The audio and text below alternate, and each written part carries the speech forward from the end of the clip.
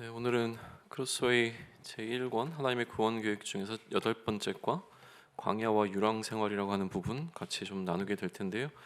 오늘 기본적으로 우리가 보게 되는 그림들은 한 3장의 그림인데, 하나는 이제 출애굽에 관한 여정이고요. 또 하나는 이제 여호수아서에 있었던 그 가나안 땅의 정복에 관한 이야기, 그리고 그 땅에 들어가서 살아가고 있었던 그 사사 시대에 관한 이야기로 이렇게 3개로 좀 구분이 되어져 있어요.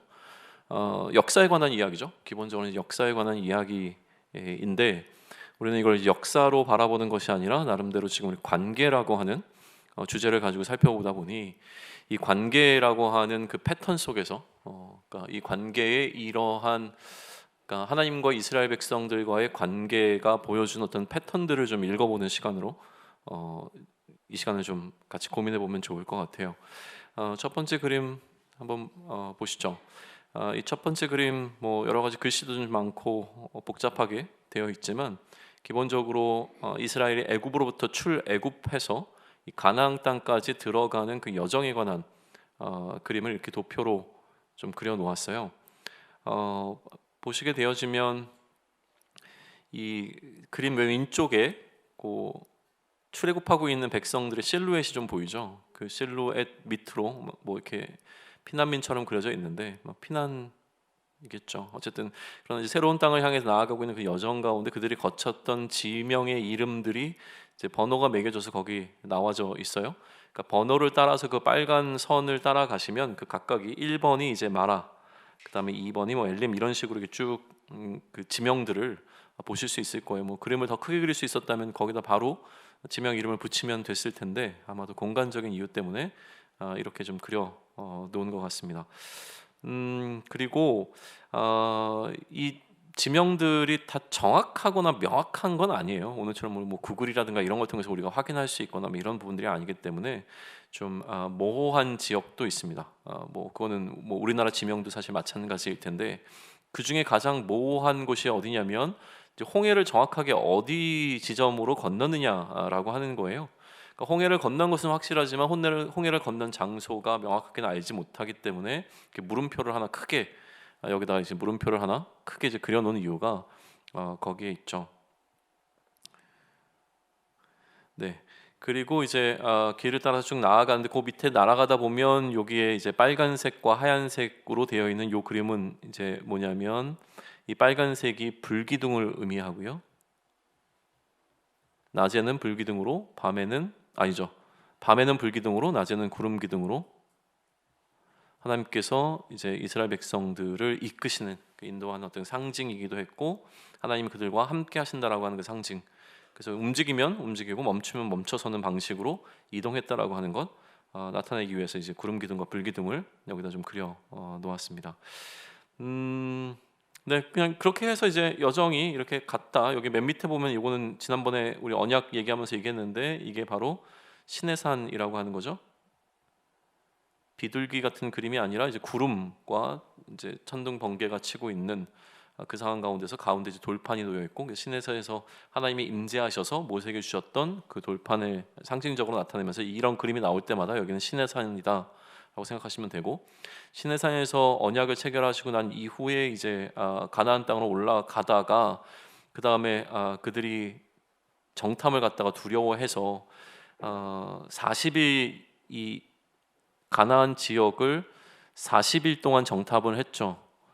근데 이들이 두려워하니까 하루를 1년으로 계산해서 40년 동안 이제 광야에서 방황하게 되어지는 광야의 시간이 흘러갑니다. 그래서 그 40년의 시간을 보내고 난 다음에 이제 다시 이 요단이라고 하는 강 동쪽으로부터 이 여리고가 있는 이 가나안 땅으로 이제 들어가게 되어지는 이 흐름을 좀 나타내주고 있어요. 그러니까 여기는 지금 이제 광야 시기라고, 광야 시대라고 할까요? 광야 시대라고 보면 될 것 같습니다. 자, 이러한 어떤 출애굽이 주는 이제 메시지가 사실은 중요한데요. 어떻게 어떤 지역을 건너갔느냐, 뭐라시면 지명도 들어봐야 우리한테는 이렇게 와닿는 지명도 아니고, 중요한 건 이 출애굽 자체가 우리에게 주고 있는 메시지는 무엇이냐라고 하는 것인데요. 앞서도 얘기했지만 우리가 지금 보고자 하는 것은 관계라고 하는 키워드였어요. 그죠? 관계라고 하는 키워드 속에서 바라보면, 그러면 이제 뭐가 중요하냐면 이 모든 여정은 결국은 하나님과의 관계의 회복을 위한 여정이어야 하는 거죠. 여정이라고 하는 거죠. 그리고 이러한 관계 회복의 주도권이 누구에게 있냐면 하나님께서 무엇을 이런 회복의 주도권을 갖고 계시다. 이 부분을 우리는 좀 발견할 수가 있어요. 처음부터 시작이 그렇죠. 왜 출애굽을 했습니까? 우리는 거기서 출발해야 되는데 왜 출애굽인가? 왜 출애굽인가? 출애굽이 애굽이라고 하는 곳이 부족한 공간이었습니까? 아니었어요. 애굽은 그 당시에 가장 강대한 나라 가운데 하나였습니다. 요즘으로 따지면 그렇게 얘기하고 싶진 않지만 그래도 미국이라고 이야기를 해야 될까요? 그 지역에서는 그래도 나름대로 안정적인 어떤 문화를 갖고 있었던 그 나라에 머물러 있으면 되는데 왜 출애굽이었는가라고 하는 질문 좀 던져봐야 하죠. 그죠? 왜 출애굽했냐라고 하는 것은 이제 요셉을 알지 못하는 왕이 등장하고 난 이후에 이스라엘 백성들을 두려워했죠. 그들의 소위 얘기하면 이 번식력이라고 할까요? 그들이 너무 많이 인구수가 불어나면서 나중에 다른 나라가 침략해 왔을 때 그들과 연합해서 우리를 공격하면 어떡하지? 이런 두려움이 찾아온 거예요. 그래서 오히려 이들에게 고역이라고 불리는 어마어마한 이 노동을 시킨 거죠. 그것으로 인해서 이스라엘 백성들이 어떻게 했냐면 고통 가운데 놓여서 이 부르짖기 시작했어요. 우리 너무 힘들다, 죽을 것 같다. 그랬더니 하나님께서 어떻게 하셨습니까? 약속을 기억하셨어요. 우리가 지난 시간에 이제 약속을 얘기했는데요. 그들이 고통 가운데 부르짖을 때 하나님께서 기억하셨던 것은 약속이었습니다. 아브라함과 그들의 조상과 맺은 그 약속을 기억하사, 이 약속은 어디였죠? 땅에 대한 약속, 가나안. 그래서 이들을 하나님께서 이제 이 애굽에서 잘 살면 됐는데 그게 아니라 이제 가나안으로 옮기실 구체적인 계획을 실행하신 것이죠. 근데 문제는 이제 성경을 가만히 보시면 이들이 하나님께 부르짖었다 이런 표현이라기보다 그냥 이 상황 자체를 굉장히 어려워하고 있을 때 오히려 하나님을 찾지는 않았던 것처럼 나와 있어요. 좀 더 면밀하게 봐야 될 것 같은데 한번 살펴보세요. 이들이 이 애굽에서 고통받고 있을 때 하나님을 향하여 하나님 우리 좀 구해주세요라고 한 것이 아니라 그들이 있는 상황 자체를 굉장히 어려워하고 있을 때 하나님께서 오히려 먼저 약속을 기억하셨다는 것이죠. 그래서 그들을 그대로 놔두지 아니하시고 하나님께서 직접 개입하기로 들어오신 거예요. 그래서 이 모든 출애굽의 주도권은 하나님에게서 출발을 합니다. 하나님의 그 약속을 지키시기 위한 방식이었던 거예요. 그리고 이제 하나님께서 그렇게 약속을 지키셔서 이들을 애굽으로부터 출애굽 시켜줬으면 이제 하나님하고의 이 관계가 잘 유지가 되면 좋은데 그렇지 않았다는 거예요. 자, 하나님이 그들을 끌어내셔서 시내산으로 처음에 옮기셨어요. 그럼 시내산으로 가셔서 하나님께서 하신 게 뭐냐는 거예요. 뭘 하셨죠? 직접 그들에게 찾아오셨어요. 그러니까 관계적 측면에서 보게 되면 하나님의 임재라고 하는 건 어마어마한 사건이죠. 자, 우리가 한번 생각해 보세요. 이 시내산에 가기 전에 어떤 여정이 있었냐면 홍해를 건너게 되어지는 말도 안 되는 사건을 경험했던 이스라엘 백성들이었습니다. 단 한 명도 빼놓지 않고 모든 사람이 바다가 갈라진 걸 직접 경험했던 사람들이에요. 소문으로 들은 사람도 없어요. 다 경험했어요. 직접 목격했고 체험한 사람들입니다. 그 사람들이 이제 시내산에 이르러서 그 하나님을 만나게 된 사건이죠. 오히려 하나님을 두려워해서 직접 만나지는 못하고 모세만 올라갔는데 그리고 난 다음에 모세가 어떻게 하니 더디 내려오니까 이들 가운데 문제가 생깁니다. 뭘 했냐면 그냥 이제는 하나님이 모세와 있으니까 그 하나님이 우리를 홍해에서 건너게 하셨으니까 그 하나님을 신뢰하고 있으면 되는데 두렵기 시작한 거예요. 모세가 죽은 거 아니야? 모세 안 내려오면 어떡하지? 이런 생각을 하다가 그러면서 이제 아론과 이야기를 합의를 봐가지고 금송아지를 만들고 그 금송아지가 우리 하나님이다 이렇게 간 방식으로 갔잖아요. 그럼 그들을 그렇게 만든 건 뭐냐는 거예요. 두려움의 이슈였던 거죠. 그리고 홍해의 기적을 경험했으면 사실은 그들은 죽음의 문턱 앞에서 죽음을 넘어서는 어마어마한 경험을 지금 한 거잖아요. 홍해라고 하는 사건은. 그러면 더 이상 이들에게는 사실 죽음이라고 하는 이슈가 두려움의 문제로 찾아오면 안 됩니다. 그럼에도 불구하고 이들을 두렵게 하고 불평하게 했던 사건이 발생하죠. 그게 뭐였습니까? 되게 심플해요. 먹고 마시는 문제였어요. 먹고 마시는 문제. 그래서 먹을 게 없다. 그리고 마실 물이 없다. 이게 이스라엘 백성들에게는 가장 큰 이슈였습니다. 공동체가 어마어마한 숫자의 사람들이 움직이다 보니 이게 굉장히 큰 이슈였던 거예요. 우리 어떻게 먹고 살아? 불평이 일어나기 시작하죠. 자, 두려움의 이슈로부터 어떻게 갑니까? 불평이 되어집니다. 불평이 되어져서 이 불평은 어떻게 되냐면 우리가 차라리 어디에 그냥 애굽에 있었으면 좋았을 것을 굳이 뭐하러 나와서, 그래서 애굽에 있었던 그 불평과 어려움들을 잊어버리고 다시 애굽으로 돌아가자, 이런 어떤 마음들이 생겨나게 되는 거죠. 그리고 이러한 문제가 이제 광야 생활과 이 애굽의 생활을 저울질하기 시작했던 이스라엘 백성들에 관한 이러한 태도가 극명하게 드러나는 부분이 어디냐면, 하나님께서 약속하신 가나안 땅을 목전에 앞두고서 이 두 이슈가 등장해요. 어떤 이슈요? 두려움과 불평의 이슈가 딱 그대로 등장합니다. 이들이 가나안 땅을 목격하자마자 그들 가운데 들어왔던 심리적 사건은 뭐였어요? 두려운 건데, 이거였어요. 두려운데, 무서운데, 저들과 싸워서 우리가 이길 수 있어? 라고 하는 두려움의 이슈가 그들에게 찾아왔습니다. 그래서 이 정탐꾼들이 그 두려운 이야기를 하니까 이 이야기를 들었던 백성들이 어떤 반응을 보여요? 불평하기 시작해요. 우리 다 죽이려고 네가 여기까지 우리를 이끌고 왔냐, 이 반응을 보이는 거거든요. 우리 이제 다 죽었네, 어떡하지? 이렇게 가는 거예요. 그러니까 이것 때문에 뭐가 무너졌냐면 하나님과의 관계가 단절됩니다. 또 하나님에게 관계의 문제가 생겨요. 그러니까 하나님께서는 아까 얘기했던 그 40일을 1년으로 계산해서 40년 동안 이들로 하여금 광야의 시기를 거쳐가게 하시는데, 그럼 이 광야의 시기는 과연 어떤 시기였냐는 거예요. 이 관계가 회복되는 시간이기도 했고요, 이 관계를 위해서 훈련받는 시간으로 이해가 되는 거죠. 이들에게는 이 40년의 시간이 필요했던 거예요. 그 40년, 그러니까 하나님의 극단적 조치였던 것이죠. 가나안 땅에 못 들어가게 할 거야 라고 하는 것보다도 하나님께서는 이들로 하여금 40년을 준비하시기로 결정하신 거예요. 왜 그러냐면 이 40년 동안 하나님의 소위 얘기하면 하나님의 어떠하심을 경험해야지만 이들이 가나안 땅에 들어가게 되면 그 땅에서 이제는 다른 신을 섬기지 아니하고 하나님만 의지하고 살아갈 수 있는 존재가 되기 때문에 하나님의 백성됨의 훈련의 시간을 하나님은 갖기를 이제 원하신 거죠. 그러면 자, 40년의 광야 시기는 어떤 시기라고 우리는 정의할 수 있습니까? 아까 이야기했던 이 두려움과 불평의 문제를 해결해야 하는 숙제가 주어진 시간이 바로 이 40년의 광야의 시기였어요. 이 시간 동안 끊임없이 하나님은 그들이 두렵고 불편하고 불평이 일어날 수밖에 없는 상황을 마주하게 하시고, 이 상황 가운데서 그들이 그럼에도 불구하고 하나님을 신뢰할 수 있는가라고 하는 훈련을 계속 반복하게 하셨다는 거예요.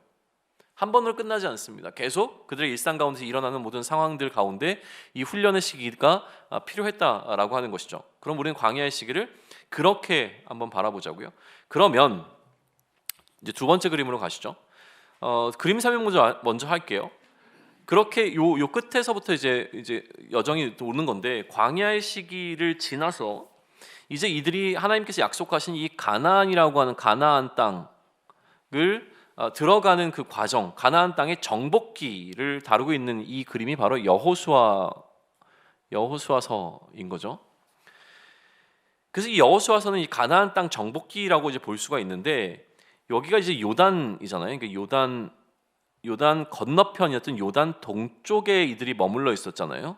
그죠? 이 요단 동쪽으로부터 이제 요단의 서쪽으로 이제 들어가는 여정의 그림입니다. 여기 자세히 보시면 빨간색으로 이 화살표가 있어요. 그래서 그 흐름대로 이제 따라가면 되는 거거든요. 그렇게 흐름으로 이제 흘러갑니다. 그래서 요단의 동편에 있을 때 이들이 어떻게 했습니까? 정탐꾼을 보냈어요, 다시. 그리고 이제 정탐꾼을 보내고 난 이후에 이들이 다 같이, 여기 보시면 여기 강이 하나가 있는데, 그죠? 요 강을 이제 건너죠. 요단강을 건너요. 그러니까 이 요단강을 제2의 출애굽 사건, 그러니까 홍해를 건너는 것과 마찬가지의 사건으로 이야기를 합니다. 제가 지금 그 일터협에 가고 있는 서인건축에서 세문안교회를 설계를 했는데, 그 세문안교회에서 그 세문안교회를 건축할 때 요구했던 요구 조건이 한 몇 가지가 있었대요. 그 중에 하나, 원래 그걸 이제 계획하셨던 목사님이 마당에 이 물이 있으면 좋겠다. 그래서 마치 성전에 들어가면 물두멍에서 이제 씻었던 것과 마찬가지로, 혹은 이제 항상 그 앞에 물을 건너 다니면서 이게 하나의 어떤 홍해를 건너는 것 같은 걸 상징적 의미를 담아내면 좋겠다라고 했는데 그게 실현은 안 됐다고 해요. 그런 어떤 느낌인 거죠. 이 요단을 건너는 건 홍해를 건너는 사건이고 그 사건을 이제 세례의 어떤 물 세례의 과정으로도 해석을 하게 되어지는데 아무튼 이건 굉장히 중요한 사건으로 기록이 됩니다. 그래서 그들이 이 요단강을 건너고 난 다음에 그것을 기념하기 위해서 어떻게 했죠? 이 길가레아고 하는 땅에다 기념비를 세우잖아요. 이것을 계속 기억하기 위해서 그리고 난 이후에 정복은 크게 세 단계로 이루어졌다라고 지금 이야기가 됩니다. 처음에는 이제 중앙 지역, 첫 번째는 이 중앙 지역을 정복했고요. 두 번째는 이 남부 지역을, 세 번째는 이 북부 지역을 정복하는 걸로 이 이스라엘의 전쟁은 가나안 땅을 정복하는 전쟁은 이 흐름을 갖습니다. 저는 이 여호수아를 필두로 해서 가나안을 정복하는 이 정복의 전쟁을 아까 얘기했던 이 출애굽 사건의 마지막 사건으로 이제 보는데 출애굽이 뭐를 위한 출애굽에서 특별히 이제 광야의 시기가 있었는데 이 광야의 시기가 어떤 시기라고 말씀을 드렸죠? 관계를 위한 훈련에 관계의 회복을 위한 어떤 필요한 시간이었을 거예요. 그죠? 그럼 이 관계를 회복하거나 아니면 관계를 더 곤고히 하기 위한 어떤 훈련의 차원의 마지막 단계로서 하나님께서는 이러한 정복 전쟁, 정복이라고 하는 정복 전쟁을 하게 하셨다라고 보는 거예요. 자, 왜 그러냐면 하나님께서는 이 가나안이라고 하는 땅을 누구에게 약속해 주셨습니까? 아브라함에게 약속해 주셨잖아요. 그냥 주시면 되는데 주는 방식이 뭐였냐는 거예요. 정복 전쟁이었다라고 하는 사실이에요. 그죠? 전쟁에 대해서 우리는 어떤 로망을 갖고 있습니까? 아니잖아요. 전쟁은 피 흘림이 있고요. 전쟁은 피해갈 수 있으면 피해가는 게 좋은 게 전쟁이에요. 근데 하나님께서는 굳이 전쟁의 방식을 통하여서 이 땅을 이스라엘 백성들에게 주기로 결정을 하신 거예요. 전쟁을 경험하게 하셨단 말이에요. 왜? 하나님께서 전쟁을 좋아하셔서요? 그들이 어떻게 싸우는지를 관람하기를 원하셔서요? 피비린내 나는 그 장소를 하나님께서 너무나 즐거워하셨기 때문에 굳이 이들에게 그냥 하나님께서 어떻게든지 이 가나안에 있는 백성들을 몰아내고 이스라엘 백성들을 거기다 앉혀 놓으시면 되는데도 불구하고 왜 정복 전쟁이었냔 말이에요. 어떻게 생각하십니까? 가나안을 약속으로 주신다고 하셨잖아요. 그런데 그거를 정복하는 방식으로 성취하게 하셨다는 거예요. 약속을. 이걸 이제 어떻게 해석해야 되냐는 해석의 문제가 좀 등장하죠. 우선 이 전쟁을 한번 살펴보죠. 이 전쟁이 어떤 전쟁이었는가를 한번 보시게 되면 이스라엘 군대가 실제로는 이 전쟁에 임해서 이 이스라엘이라고 하는 군대를 통한 어떤 전쟁이었는데 그러나 직접적으로 이 전쟁에서 승리를 가져다 주는 결정적 요인은 누구에게 있었냐면 결국은 하나님께 있었다는 거예요. 하나님이 모든 전쟁의 승리의 요인이 되어 주십니다. 그래서 특별히 이 첫 정쟁으로 우리가 잘 알고 있는 여리고성 전투를 보게 되면 이스라엘 백성들이 한 일은 전쟁의 측면에서 보게 되면 굉장히 미약했죠. 거의 미미한 수준이었어요. 오히려 이들은 하나님을 믿고 신뢰하게 되어지는 이것을 신앙적 모험이라고 이 웬트 목사님은 표현했는데 그냥 이런 어떤 어드벤처 같은 그냥 한 모험처럼 여리성을 몇 번 돌면서 하나님만을 신뢰하는 방식. 그래서 이 전쟁은 하나님의 손에 달려 있다는 것을 경험하면서 이 전쟁이 시작되게 하셨다라고 하는 거예요. 그리고 하나님께서는 항상 이 전쟁에 나갈 때 여기 가운데 이 칼이라고 하는 것이 전쟁을 의미하는데요. 이 칼 앞에 있는 이 복잡한 그림이 뭐냐면 이게 언약궤예요. 그러니까 전쟁에 나갈 때마다 언약궤가 함께 나가는데 이 언약궤는 하나님의 임재의 상징이었던 거죠. 그러니까 하나님께서 이 군대와 함께 하신다라고 하는 그 상징을 가지고 나가게 되었던 것이고요. 실제로 하나님께서 이 전쟁 가운데서 인간이 할 수 없는 방식을 들어서 이들을 치시기도 합니다. 그러니까 하나님이 하시는 하나님만의 방식, 예를 들면 우박을 내린다든지 하는 어떤 하늘의 무기를 사용해서 하나님께서 이 전쟁에 개입하셨다 이런 것들을 보게 되는 거예요. 그러니까 우리는 이 관계의 회복을 위한 훈련을 하는데 이 훈련의 마지막 과정에서 정복 전쟁을 경험하게 했는데 이 정복 전쟁에서 하나님께서 보여주고자 하신 것이 있었는데 그것은 무엇이냐면 하나님은 백성들을 직접 참여하게 하셨다는 거예요. 이게 이제 중요하죠. 직접 하나님께서 다 하실 수 있었지만 하나님께서 하셨지만 직접 참여하게 하셨어요. 그러나 직접 참여했지만 그 결과를 놓고 보게 되면 이 모든 것이 하나님의 일하심, 다시 얘기하면 하나님의 은혜였구나라고 하는 것을 깨닫게 하는 방식으로 이 모든 전쟁을 이끌어 가셨다라고 하는 것이죠. 그러니까 하나님께서 이 가나안 땅을 결국은 주신 것이고 이스라엘은 어떻게 하는 것이죠?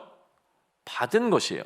이스라엘 스스로가 취한 것이 아니라고 하는 점이 이 전쟁을 살펴보면 우리가 깨닫게 되어지는 중요한 포인트가 된다는 거예요. 그러면 우리에게 중요한 건 뭐냐면 이 첫 번째 참여함에 있습니다. 참여함. 이게 우리 신앙에서 굉장히 중요한 패턴이 되어지죠. 하나님께서는 우리로 하여금 참여하게 하세요. 하나님이 다 하실 수 있어요. 그럼에도 불구하고 하나님께서는 우리의 참여를 기꺼워하십니다. 그래서 경험적 신앙이라는 말을 하게 되는데요. 경험적 신앙. 이게 좀 부정적으로 쓰여요. 체험적 신앙이라고도 하는데 왜 이게 부정적으로 쓰이냐면 좋은 말입니다. 좋은 말이었는데도 불구하고 이게 너무 지나치게 강조가 되다 보니까 기이한 현상, 어떤 이적과 같은 현상들을 체험하는 것에 매몰되어 버린 신앙인들이 나타나면서 오히려 이 경험적 신앙이라고 하는 것이 터부시 되어지기는 합니다. 그러나 경험적 신앙이라고 하는 것은 너무너무 중요한 포인트를 갖고 있죠. 우리에게는.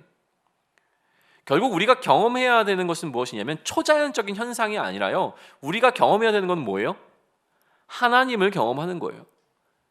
그 하나님의 인격적인 하나님과의 관계. 그래서 이 경험이 사실은 우리를 뒤바꿔 놓습니다. 이 경험은 하나님을 누군가의 하나님이 아니라 나의 하나님으로 만들어줘요. 내가 하나님을 경험할 때 그 하나님은 나의 하나님이 됩니다. 성경에서 수없이 하나님에 관한 이야기를 들었어요. 근데 그것은 이스라엘의 하나님일 뿐이에요. 주변에 있는 많은 사람들에게 하나님에 관한 이야기를 들었어요. 근데 그 하나님은 그들의 하나님일 뿐이에요. 그러나 그 하나님의 일하심을 내가 직접 경험하게 되어지고 하나님의 일하심에 내가 동참하게 되어지면 그때서야 비로소 그 하나님은 나의 하나님이 되어집니다. 굉장히 중요한 거예요. 그래서 하나님께서는 이들로 하여금 동참하게 하셨죠. 이제는 성경의 이야기가 아니라요. 이제는 이 모든 이야기의 주인공이 내가 됩니다. 그래서 우리가 신앙생활을 하다 보면 뭐 봉사활동 같은 거에 참여하라는 이야기하고요. 또 뭐 전도도 해보라고 얘기하고 특별히 뭐 선교 같은 거 다녀와야 된다 이야기하고 또 뭐가 있죠? 뭐 어떤 뭐 나눔이라든가 뭐 이런 것들을 자꾸 독려하는 이유가 있어요. 이거를 통해서 우리는 하나님의 일하심, 하나님께서 그냥 우리가 이렇게 하지 않아도 하나님은 충분히 이 모든 것들을 하실 수 있어요. 그럼에도 불구하고 우리로 하여금 경험하게 하시는 그 이유는 뭐에 있어요? 나와 하나님의 관계 때문에 그래요. 거기에 포커스가 있는 거죠. 하나님이 나의 하나님이 되어주시는 이 관계의 형성을 위해서 하나님께서는 그의 일하심 가운데로 우리를 초청하시고 있다는 거를 보셔야죠. 다시 거꾸로 갑니다. 하나님께서 그럼 광야에서 이들로 하여금 왜 이러한 어려움의 시기를 겪게 하셨을까요? 괘씸해서. 표면적으로는 그래요. 괘씸한 걸로 끝나지 않습니다. 하나님께서는 이 광야의 시간을 거쳐가면서 이스라엘 백성들에게 하나님이 어떠한 분이신지를 경험하게 하셨고 그 마지막 단계로 이 정복 전쟁을 통하여서 하나님의 어떠하심을 그들이 마주하게 했던 거예요. 정복은요 폭력적입니다. 전쟁이라는 이미지. 근데 이 이미지를 덧입게 하시는 이유는 뭐냐면 앞으로 우리가 살아가는 그 삶이 전쟁과 같은 삶이라고 하는 이야기예요. 우리의 삶은 낭만적이지 않습니다. 기본적으로 가나안이라고 하는 이 땅에서 살아가야 하는 이스라엘 백성들은 이제 더 이상 아무런 어려움 없이 행복하게 살아가는 삶이 그들 앞에 놓여 있는 게 아니었어요. 이들은 이 가나안 땅에서 하나님이 약속한 이 가나안 땅에서 뭘 해야 하냐면 치열하게 그 땅의 우상들과 싸워야 하는 전쟁과 같은 삶을 살아야 합니다. 그렇게 하나님은 처음부터 이들에게 이 전쟁이라는 이미지를 심겨주신 것이죠. 그 땅의 우상과의 유혹에 있어서도 여전히 하나님을 향한 마음을 굳건히 지켜낼 수 있는 것, 이게 지금 가나안 땅에서 살고 있는 이스라엘 백성들의 가장 중요한 핵심이었어요. 땅이 중요한 게 아니었어요. 이 땅이 얼마나 비옥하냐, 그 땅에 어떠한 작물들을 낼 수 있냐, 물이 풍부하냐, 이런 거 하나도 중요하지 않았고요. 결국 마지막에 여호수아서를 닫으면서 가장 하나님께서 강조하고 있는 부분이 뭐냐면 하나님과의 관계예요. 그래서 여호수아가 여호수아 24장에서 몇 차례에 걸쳐서 이스라엘 백성들에게 얘기합니다. 자, 전쟁은 이제 어느 정도 마무리가 됐어. 이제 너희들이 결정할 차례야. 나와 내 집은 하나님만 섬기기로 결정해서 이제 너희들 결정해. 돌아가든지 애굽으로 돌아가든지 아니면 너희가 머물러 있었던 요단의 동쪽에서 그곳에 있든지 아니면 이곳에서 있는 그 족속들의 어떤 신을 섬기든지 니네 하고 싶은 대로 다 해. 그런데 나와 우리 집은 하나님만 섬기며 살아갈 거야. 이게 나의 신앙의 고백이야. 마지막에 얘기합니다. 그랬더니 이스라엘 백성들이 우리도 하나님 섬길 건데요. 아니야. 니네 그렇게 섬기다가 잘 못하면 하나님께서 니네들 힘들게 할 거야. 치실 거야. 진노를 바라실 거야. 그래도 우리 하나님 섬길 거예요. 몇 차례 반복해서 이스라엘 백성들과 이야기를 합니다. 이게 성경에는 몇 차례 기록되어 있지만 정말 제 생각에는 진액을 쏟아내면서 여호수아가 백성들과 계속 대화했을 거라고 생각이 되는 거예요. 니네 여기서 분명하게 결단하지 않으면 안 돼. 그럴 사람들만 같이 가자라고 얘기한 거죠. 그리고 시작된 것이 바로 가나안 땅에서의 삶이라는 거예요. 그죠? 그게 이제 포커스가 있는 거예요. 몇 번에 걸친 여호수아 24장에서 여호수아의 그 다짐은 뭐냐면 결국 이 모든 게 싹 다 지워지고 뭐만 남는 거냐면 하나님과의 관계만 남는 거예요. 너희가 이제부터는 하나님과의 관계를 틀어뜨리지 않고 잘 살 수 있냐? 이게 핵심이라는 거예요. 이거 해야 돼. 이 얘기하는 거거든요. 이거 해야 돼. 그렇죠? 이제까지 있었던 모든 것은 결국은 이 관계를 회복하기 위한 것이었다는 거예요. 자, 그러면 이제 그러한 하나님이 약속한 가나안 땅에서 이들이 하나님과의 관계를 어떻게 유지하며 살아가느냐? 그들의 가나안 땅에서 첫 번째 삶의 시기를 사사시대라고 부르는데 이 사사시대에 관한 그림이 이제 등장을 하죠. 국제관계에 관한 그림을 지금 그려 놓았습니다. 안에서는 가나안 족속 다 내쫓지 않고 남겨두었던 가나안 족속으로부터 이스라엘 백성들이 이제 괴로움을 당했다는 것을 나타내고 있고 바깥쪽으로부터는 외부로부터 계속 빈번한 침공을 가나안 족속이 침공을 받게 되었다라고 하는 이런 어떤 그림들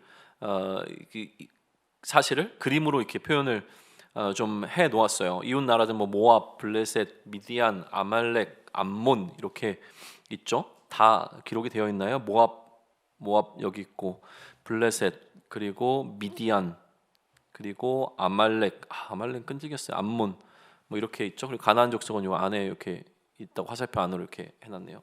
이렇게 되어 있는 국제 정세 가운데서 이들이 있었죠. 자, 그럼 질문을 해보시죠.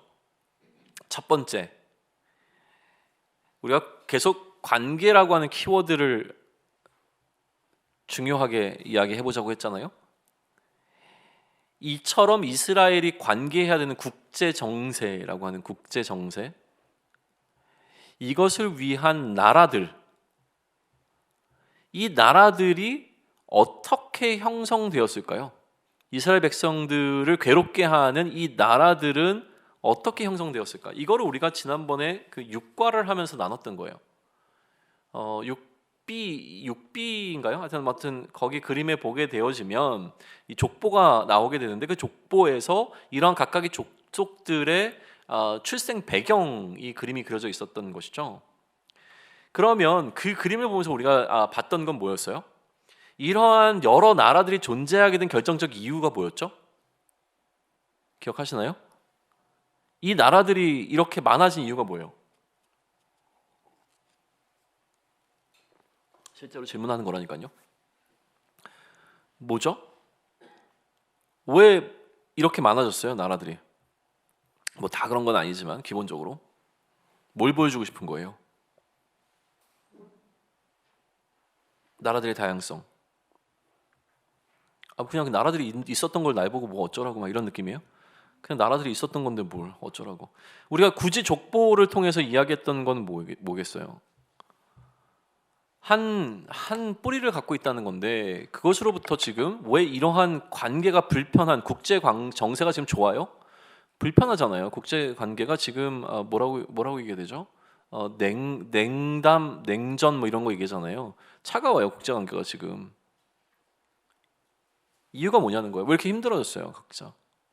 처음부터 이 나라들이 쪼개지게 된 이유가 뭐냐면 관계 문제잖아요. 지금 관계라고 자꾸 말씀드리는데, 그죠? 관계 문제.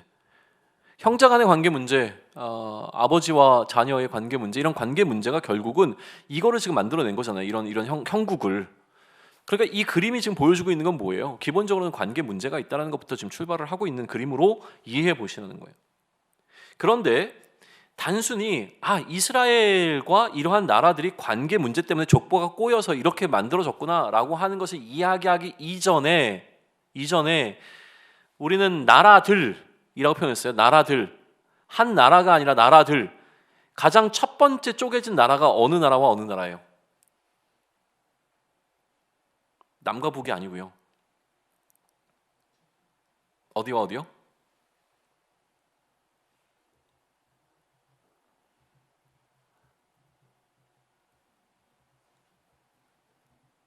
하나님의 나라와 세상의 나라가 갈라진 것, 에덴과 에덴의 동쪽으로 구분된 것, 기억하십니까?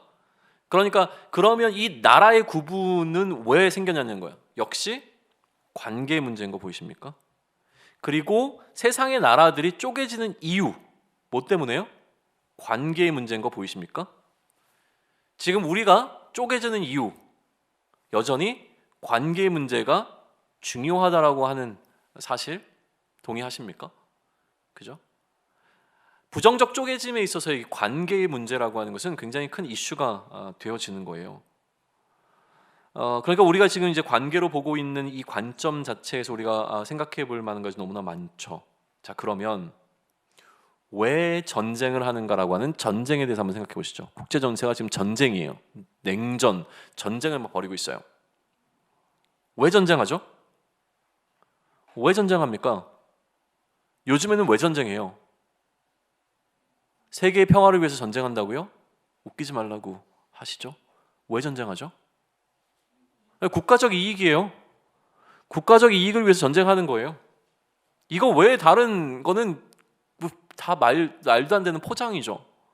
그 전쟁 자체를 반대하는 거잖아요. 아무리 명분이 있는 전쟁이라도 그 명분 있는 전쟁 뒤에는 국가적 이익이라고 하는 게 담겨 있습니다. 그렇죠? 이거를 위해서 지금 움직이는 거예요. 세계는 그렇게 움직이고 있어요. 그러면 우리는 이렇게 전쟁은 국가적 이익의 관점에서 이루어진다는 것을 알고 있음에도 불구하고 성경이 기록하고 있는 성경 속에 등장하고 있는 이 전쟁은 어떻게 바라봐요? 국가적 이익으로 바라보지 않아요. 그리고 그렇게 바라봐서도 안 되죠. 그러니까 우리는 뭘 바라봐야 되냐면 성경이 이야기하고 있는 전쟁은 이익이 어디에 있느냐에 놓여 있지 않고 어디에 놓여 있어요? 관계에 있어요. 재밌죠? 어디 있다고요? 하나님과의 관계에 있어요. 이스라엘 백성들이 참여한 모든 전쟁에 대한 이야기는요, 그들이 어떠한 이익을 얻느냐, 이익을 잃어버리느냐의 관점이 있는 게 아니라 하나님과 그들의 관계가 어떠했는가에서만 등장하고 있는 전쟁들이에요. 하나님과의 관계가 좋으면 어떻게 돼요? 전쟁은 일어나지 않아요. 하나님과의 관계가 틀어지면 어떻게 돼요? 전쟁이 발발합니다. 그 전쟁은 왜 발발했죠? 하나님께서 그들로 하여금 맛 좀 보라고요? 심판의 의미로 하긴 했어요. 그들이 잘못했기 때문에 거기에 대한 하나님의 진노로 이 이방을 들어서 심판하기 위한 심판의 도구로 이방을 사용했죠. 그러나 그것을 끝내는 게 아니잖아요. 하나님이 결국 그것을 통해서 관계를 회복하기를 원하셨단 말이에요. 하나님께서 허락하신 이 전쟁은 관계의 회복을 위한 전쟁이었어요. 자, 그런데 왜 이 관계를 회복하려면 자, 보세요. 일반적으로 전쟁은 이익을 위한 거라고 했잖아요. 그러면 이익이 되면 되잖아요. 그러니까 하나님도 이러한 방식으로 세상의 질서대로 이스라엘 백성들을 다루시면 됐어요. 그래서 어떻게 하면 돼요? 이들이 이 그림을 한번 보세요. 이 그림이 뭐죠? 이게 이제 바알, 이거 여기에 지금 농사 짓고 있는 건데요. 바알과 아세라는 이제 농사의 신이라고 했잖아요. 그죠? 그런데 이들이 왜 가나안 땅에서 굳이 이러한 신들을 섬겼을까라고 하는 거예요. 제가 다른 얘기 먼저 하고 얘기 잠깐 보류. 이건 잠깐 기억하고 계세요. 자, 여기서 다시 출발하죠. 성경이 전쟁을 일으키는데 이 전쟁이라고 하는 하나님과의 관계를 회복하기 위한 거였죠. 그러니까 성경에서 일어나는 이 모든 전쟁은 어떤 관점에서 봐야 하냐면 허용이라고 하는 관점에서 봐야 됩니다. 이스라엘 백성들이 참여했던 모든 전쟁은 하나님의 허용이라고 하는 관점을 갖고 있어요. 이웃 나라들이 강하기 때문에 이스라엘을 쳐들어갈 수 있었던 것이 아니라 이웃 나라들이 섬기고 있는 신이 훨씬 더 강력했기 때문에 그들이 이스라엘 백성들을 침략하는 데 성공했다는 것이 아니라, 또 한편으로 하나님이 무능하셨기 때문도 아니라, 모든 것은 하나님의 허용이라고 하는 것은 하나님의 통제 안에 놓여있다라고 하는 이 통제권에 대한 부분은 우리가 짚고 넘어가야 된다는 거예요. 그죠? 그래서 기본적으로 이 성경이 이야기하고 있는 전쟁이라고 하는 것은 국가적 이익을 위한 더 센 나라가 더 약한 나라를 정복하는 전쟁의 개념에서 다루고 있지 않다라고 하는 걸 기억하셔야 된다고 말씀드렸죠. 성경이 다루고 있는 전쟁은 이스라엘과 하나님의 관계의 문제로 다뤄집니다. 관계가 좋으냐 나쁘냐, 그들의 관계를 회복하기 위해서 하나님께서 어떻게 이 전쟁을 사용하시는가. 그러니까 전쟁의 이슈는 전부 다 하나님의 손 안에 달려 있어서 전쟁은 하나님께 속한 것이 되어진다 라고 하는 개념, 일단은 우선 정리 하나 하시고, 그 다음에 이 사사시대에 있었던 이 우상 숭배로 한번 넘어가죠. 왜 바알 숭배냐는 거예요. 그럼 이들은 하나님의 백성에도 불구하고 왜 이 바알을 숭배했는가 한번 생각해 보시나요? 그들이 멍청해서 숭배했을까요? 무식해서요? 도대체 뭐로 하여금 이스라엘 백성들이 이 바알을 하나님의 백성에도 불구하고 하나님 외에 플러스 바알이라고 하는 우상을 섬기기 시작했을까라는 거예요. 왜 그랬을까요? 생각해 보셔요. 고대인이 우리보다 미개한 게 아니에요. 우리보다 멍청한 사람들이 아니란 말이에요. 원시인 뭐 이런 사람들이 아니에요. 그들이 지혜가 부족했기 때문이 아니죠. 이들은 왜 우상을 섬겼을까요? 뭘 것 같으세요? 빨리 답해 주셔야 빨리 끝나죠. 아직 한 장이나 남았는데. 하나님만으로 충분해야 되는데 하나님만으로 충분하지 않다고 여겼으니까 하나님에다가 뭘 더 하기를 원했던 거잖아요. 그죠? 그러면 하나님으로 인해서 뭐 하지 못하는? 만족하지 못하니 이들에게 이 만족을 위한 욕망이 있었던 것이죠. 이 욕망을 채우기 위한 방식이 바로 우상을 섬기는 거였는데, 이 우상이라고 하는 것은 세상의 질서죠. 세상이 하는 방식으로 하면 우리가 더 만족스러운 결과를 낼 수 있을 것이라고 하는 것 때문에 바알을 한 것이지. 그죠? 그런데 여기서 주의하실 게 있습니다. 욕망, 그러니까 되게 이 단어 자체가 안 좋잖아요. 근데 우리는 기본적으로 욕망의 존재입니다. 욕망하면 살아요. 욕망은 어떻게 안 해요? 욕망이 일어나는데요. 근데 여기서 이야기하는 욕망이라고 하는 게 부정적인 뉘앙스로 사용되는 건 왜 그러냐면, 더 갖고 싶다라고 하는 소유욕의 개념에서 바라볼 때는, 소유욕에 관해서 이야기할 때는 뭔가 이게 좀 부정적인 뉘앙스로 사용돼요. 근데 소유욕이 아니라 어떤 욕구? 생존의 욕망, 살고 싶다라고 하는 생존의 욕망으로 이야기할 때 우리는 이것을 부정적으로 사용하지 않습니다. 누구나 살아야 해요. 죽으면 안 돼요. 그러면 다시요, 이스라엘 백성들이 단순히 더 많이 생산하기 위해서 바알을 섬겼다라고 하는 그 관점에서 조금 더 깊이 들어가 이들에게 이것이 생존의 문제일 수 있지 않았을까라고 하는 생존의 욕망에 관해서 이야기해봐야 돼요. 살고 싶은 욕망 때문에 이들이 하나님이 아닌 다른 어떤 것들을 따르기로 했다라고 하는 것을 알게 되어지면 이제 이들의 삶이 우리의 삶과 동일하다라고 하는 것을 우리는 인정하게 되어집니다. 생존의 욕망은 뭐라고요? 살고 싶은 거예요. 살고 싶다는 건 뭐예요? 내가 죽을 것 같다라고 하는 것에서 드러나게 되어지는 우리의 감정입니다. 나 죽을 것 같아. 이거는 실제로 육체적 죽음을 이야기하고 있는 것만으로 끝나지 않습니다. 이것이 우리를 죽게 만들겠다라고 하는 공포심을 느끼는 지점들은 굉장히 많아요. 이거 없으면 나 죽을 것 같아요.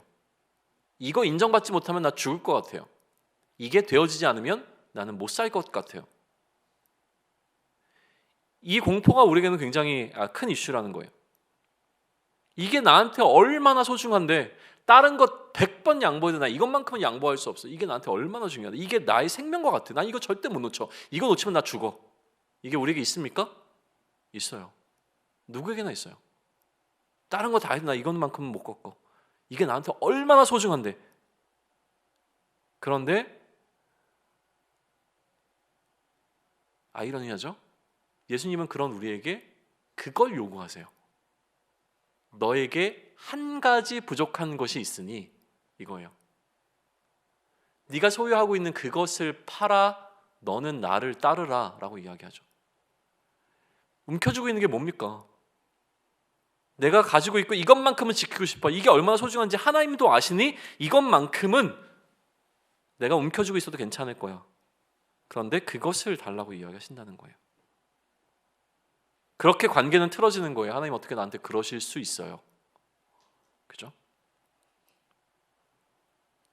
그렇게 우리는 자꾸 하나님과의 관계가 틀어집니다. 화가 나고 불평과 불만이 쌓입니다. 두려우니까요. 그런데 이러한 회복을 위한 하나님의 일하심은 어떤 방식이었다고요? 전쟁을 허용하시는 거였어요. 전쟁은 또다시 괴롭게 하는 겁니다. 왜 이렇게 고통스럽게 하시죠? 하나님께서는 우리의 관계를 회복하시는 길을 정말 원하시는 걸까요?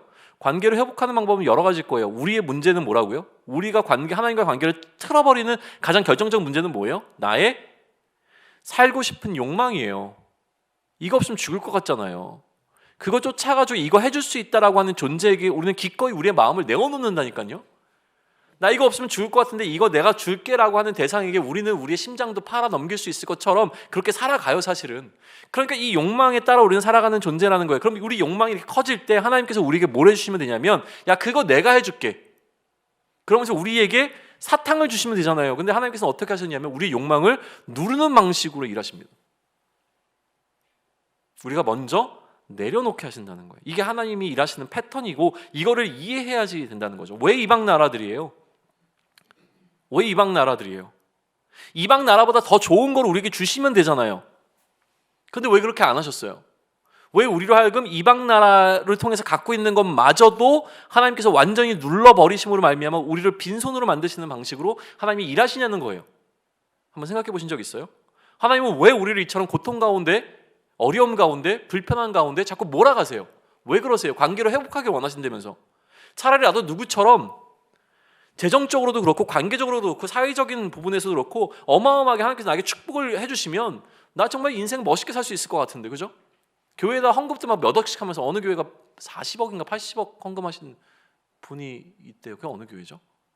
나 어젠가 얘기 들었어요. 건축 얘기가 하다가. 아무튼 멋있잖아요. 인생 그렇게 한번 살아보면 얼마나 좋아요.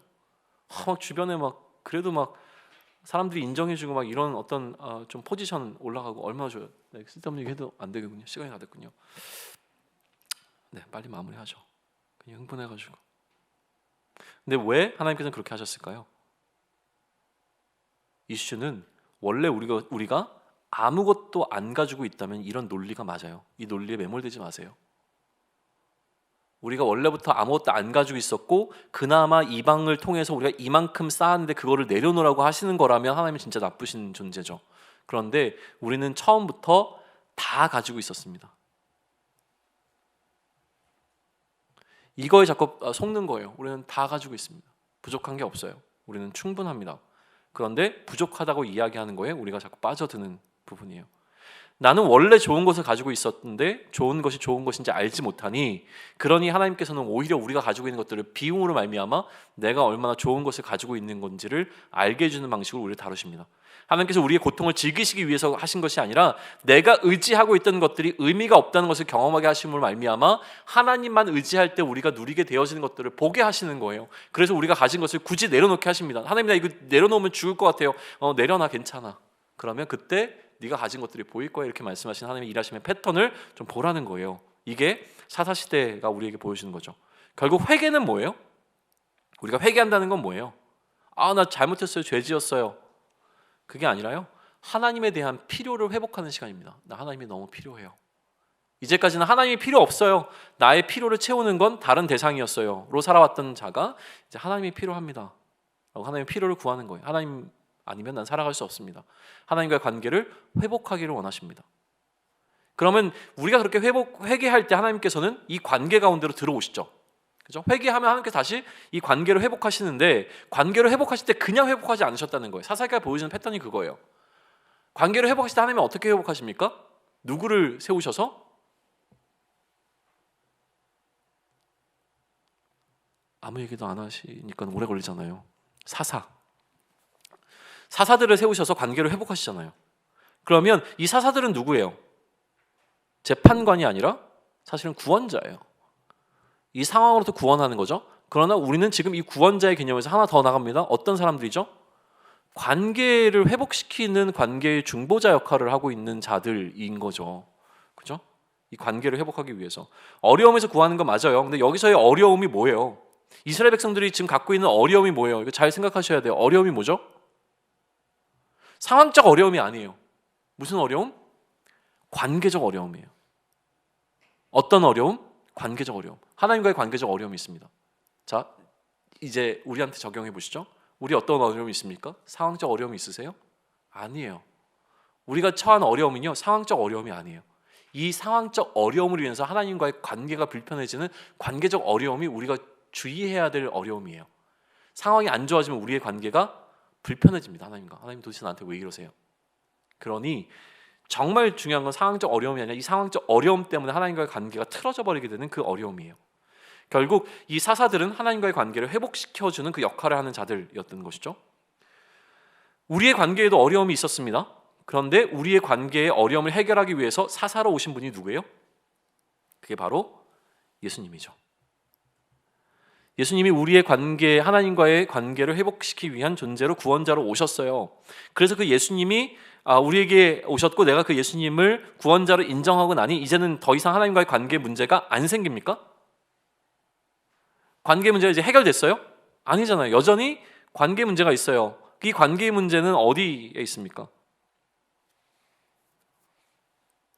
어디서부터 발생하죠? 아까 얘기했던 상황에부터 발생해요. 이 상황은 어떤 상황으로부터? 부족을 경험하게 되는 상황으로부터 옵니다. 만족하지 못한 상황으로부터 우리는 불편함을 시작합니다. 만족하지 못하기 때문에, 부족하기 때문에 여기로부터 보는 우리의 욕망, 이 배부름을 이 욕망에서 벗어나게 하기 위해서는 제가 지난 주일도 얘기했지만 이 배부름이 필요해요. 배부름이 필요하거든요. 배불러야 우리는 사실은 이 여유가 생겨요. 근데 배고픔을 지금 자꾸 느끼거든요. 그러니까 부족하다고 느끼는 거예요. 우리는 어떻게 배부를 수 있어요? 우리는 예수님이 우리의 관계의 중보자로 오셨기 때문에 이 예수님으로 배부르면 됩니다. 예수님을 어떻게 배불러요? 성찬을 자꾸 해서 그 살과 피를 먹고 마시면 배불러질까요? 어떤 배부름을 이야기하는 거예요? 그리스도로, 예수로 충만한 상태가 바로 배부름의 상태라는 거예요. 그러면 예수님으로 우리는 어떻게 충만해지죠? 충만하지 않으니까 충만하지 않은 부분을 채우려고 하는데 예수님으로 채워지지 않는 것 같으니까 다른 걸로 지금 채우려고 하는 거잖아요. 우리를 예수님으로 어떻게 가득 채워요? 어떻게 하면 될까요? 우리 안에 그리스도가 가득 차면 되죠. 그 그리스도가 우리 안에 어떻게 가득 찹니까? 그의 영으로, 성령으로 우리 안에 가득 찬 상태, 성령의 충만한 상태가 되어지면 이제 우리는 하나님과의 관계에 이슈가 생기지 않습니다. 그러나 성령으로 충분히 채워지지 않으면 우리는 늘 부족을 경험하게 되고 그 부족을 하나님이 아닌 다른 것으로부터 채우려고 한다는 거예요. 근데 실제로 우리는 부족해지지 않죠. 성령이 무슨 능력이 없어서 우리를 비우게 만듭니까? 그게 아니라 가득 차 있는데 우리가 자꾸 속는 거죠. 비어 있다고 느끼게 만드는 거죠. 우리의 욕망을 자극하죠. 그 세상의 이야기죠. 더 가져야 된다고. 우리가 성령으로 충만해 있는 상태라고 하는 것을 깨닫게 되어질 때 비로소 우리는 우리가 움켜쥐고 있는 그 손을 놓아버릴 수 있어요. 하나님 이것만큼은 이라고 이야기했던 그 우상을 내려놓을 수 있단 말이에요. 우리 손을 들여다볼 수 있는 시간을 가지면 좋겠습니다. 그것 때문에 하나님과의 관계에 문제가 생깁니다. 반드시 생깁니다. 왜 그렇다고요? 하나님은 우리가 얼마나 좋은 거를 가지고 있는지를 보게 하시기 위해서 우리가 움켜쥐고 있는 것을 강제로 내려놓게 하실 텐데, 스스로 내려놓지 않으면 강제로 내려놓게 하실 텐데, 강제로 내려놓으려고 하는 그 순간 우리는 하나님을 향해서 불편한 마음이 생기고 하나님과 관계가 또 틀어집니다. 더 관계는 안 좋은 방향으로 가요. 그러니 우리는 우리가 이미 배부르다는 사실을 인지하고 우리의 손을 기꺼이 내려놓을 수 있어야 되는 거예요. 내려놓을 때 하나님의 관계 속에서 우리는 세상이 알지 못하는 하나님의 부요하심을 경험하게 되고요. 그리스도로 인한 충만을 경험하게 될 거예요. 이렇게 뭐 얘기해도 의미가 없다는 건 왜 그렇죠? 결국 참여해야 합니다. 누군가의 이야기가 아니라 결국은 참여하는 이 방식을 통해서 우리가 하나님을 경험하고 그 하나님이 누구의 하나님이 아니라 나의 하나님이 되어지는 것을 경험할 수 있는 우리의 또 삶이 되기를 기대합니다. 네, 여기까지 할까요?